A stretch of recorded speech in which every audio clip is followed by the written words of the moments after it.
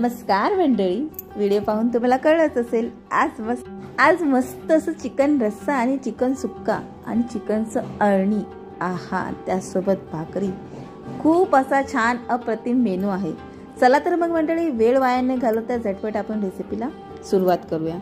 तर इथे मी 1 kilo chicken स्वच्छ धुवून घेतलेलं आहे। आता आपण त्यामध्ये चवीनुसार मीठ घालून घ्यायचं आहे, तसंच त्यामध्ये अर्धा चमचा हळद घालून घ्यायची आहे। हळद आणि मीठ छानपैकी चिकनला लावून घ्यायचं आहे आणि ते बाजूला ठेवून घ्यायचं आहे। अगदी एकजीव होईपर्यंत मिक्स करायचं आहे मंडळी। हळद आणि मीठ लावून झालेलं आहे, तर आपण हे बाजूला ठेवूया। आता आपण चिकनचं अळणी बनवायला घेऊयात, म्हणजे चिकनला फोडणी देऊया। त्यासाठी इथे मी काही गरम मसाले घातलेले आहेत। त्यामध्ये 1 चक्रफूल आणि 1 दालचिनीचा तुकडा, 4 ते 5 लवंग, 4 ते 5 काळी मिरी आणि 2 तेजपत्ता। तसंच ह्यामध्ये 1 मोठा बारीक चिरलेला कांदा घालायचा आहे। कांदा या फोडणीला जास्त घालायचा आहे आपण, जेणेकरून अळणी खूप छान असं मस्त लागते।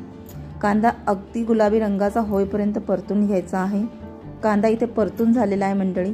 आता आपण जे मॅरिनेट केलेलं होतं चिकन, ते यामध्ये घालून घ्यायचं आहे आणि छानपैकी मिक्स करून घ्यायचं आहे मंडळी। हाय फ्लेमवरच मिक्स करायचं आहे। 1 ते 2 मिनिटं मिक्स करून झाल्यानंतर त्यावर आपण एक ताट ठेवायचं असं खोलगट आणि त्यामध्ये पाणी घालून घ्यायचं आहे। सर्वप्रथम आपण पहिल्या ताटातलं पाणी गरम होईपर्यंत चिकन गॅसवर विदाउट पाणीच आपण शिजू द्यायचं आहे। मंडळी तुम्ही बघू शकता पाणी गरम झालेलं आहे। आता हे गरम झालेलं पाणी चिकनमध्ये घालायचं आहे। ऑलरेडी चिकनला छान असं पाणी सुद्धा सुटलेलं आहे। पुन्हा आपण पाणी त्यामध्ये गरम करून पुन्हा गरम झाल्यावर त्यामध्ये घालून घेऊया।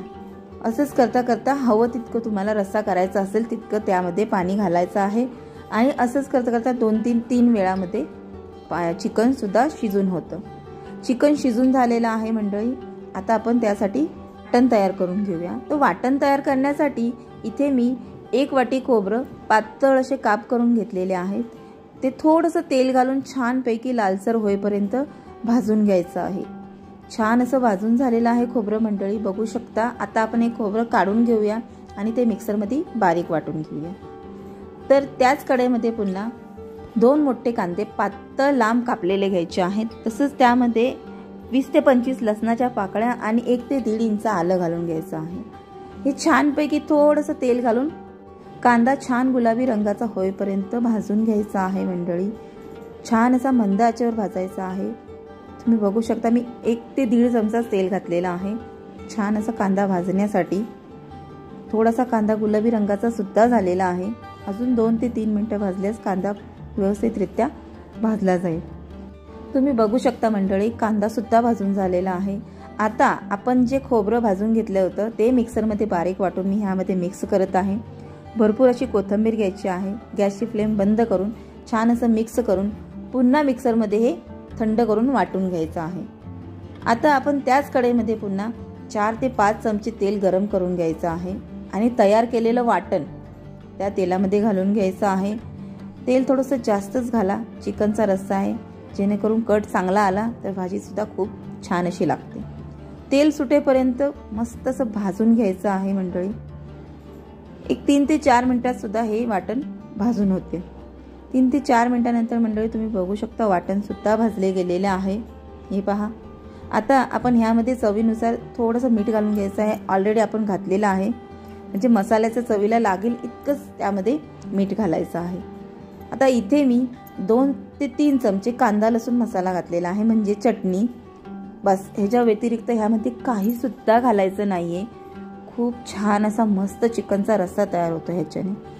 अगदी वेगळे मसाले घालायची गरज नाही, कारण ह्या चटणीमध्ये सर्व गरम मसाले असतातच, म्हणून जास्त वेगळा मसाला घालायची काही गरज नाही। आता हा भाजलेला वाटण आपण उकळत असलेल्या अळणीमध्ये घालून घ्यायचं आहे। अशा रीते मंडळी तुम्ही बघू शकता आणि ते घातल्यानंतर तुम्ही छान असं मिक्स करून घ्यायचं आहे। आता तुम्हाला हवं असेल त्याप्रमाणे तुम्ही दाटसर किंवा पातळ तसा रस्सा तयार करून घ्यायचा आहे। छान असा रस्सा तयार झालेला आहे। आपण वरून कोथिंबीर घालून घेऊया आणि 1 उकळी आली की गॅसची फ्लेम मंद करून घ्यायची आहे। उकळी आल्यानंतर मंद आचेवर हा चिकनचा रस्सा अगदी मंद आचेवर 10 ते 15 मिनिटं उकळू द्यायचा आहे। रस्सा उकळतोय तोपर्यंत आपण एक दुसरी मस्त रेसिपी मी तुम्हाला आज शेअर करणार आहे. खूप सोपी रेसिपी आहे. तर इथे मी चिकनचे आळणीमधले काही तुकडे काढून घेतलेले होते. तर तव्यामध्ये मी 2 चमचे तेल गरम केलेलं आहे. त्यामध्ये अशा रीतीने चिकनचे पीसेस घालून घ्यायचे आहेत. सर्व चिकनचे पीसेस यामध्ये घालून घेतलेले आहेत. आता हे चिकनचे पीसेस छानपैकी सर्व बाजूने लालसर होईपर्यंत भाजून घ्यायचे आहे. जास्त वेळ नाही लागत, अगदी 5 मिनिटात ही रेसिपी तयार होते. तुम्ही बघू शकता चिकन कसं छानपैकी भाजलं गेलेलं आहे. 1 ते 2 मिनिटं परतून घेतल्यानंतर किंवा भाजून घेतल्यानंतर आता आपण ह्यामध्ये किंचित अशी चटणी किंवा कांदा लसूण मसाला किंवा तुम्ही कोणतंही तिखट खात असाल ते घालून घ्यायचं आहे. आणि किंचित असं मीठ घालायचं आहे मंडळी. अगदी थोडंसं मीठ घालायचं आहे, जास्त मीठ घालायचं नाही. थोडीशी कोथिंबीर घालून घ्यायची आहे मंडळी. तुम्ही बघू शकता ह्या पद्धतीने. आता पुन्हा एकदा मिक्स करून घ्यायचं आहे, जेणेकरून सर्व तिखट व मीठ सर्व चिकनच्या पीसेसला लागलं गेलं पाहिजे. अशा रीतीने मिक्स करून घ्यायचं आहे. तेल तुम्ही बघू शकता, अगदी कमी तेलात आपण हे बनवलेलं आहे. मिक्स करून झाल्यानंतर झाकण ठेवून 3 ते 4 मिनिटं मंद आचेवर त्याला वाफलू द्या. 2 ते 3 मिनिटानंतर म्हणजे तुम्ही बघू शकता किती छान असं हे चिकन भाजलं गेलेलं आहे आणि खायला सुद्धा तितकंच अप्रतिम लागतं. ह्या पद्धतीने एकदा नक्की ट्राय करा. तुमची लहान मुलं सुद्धा खूप आवडीनं खातील, इतकं छान हे अप्रतिम लागतं. चला तर मग मंडळी, आपल्या दोन्ही रेसिपीज तयार आहेत. आता आपण चिकनचं ताट करून घेऊया. तर ताटामध्ये इथे मी सर्वप्रथम कांदा, लिंबू, मस्त अशी ज्वारीची भाकरी आणि तयार केलेलं चिकनचं सुक्कं. आहा, मस्तच अप्रतिम झालेलं आहे. आता आपण रस्सा वाढून घेऊया.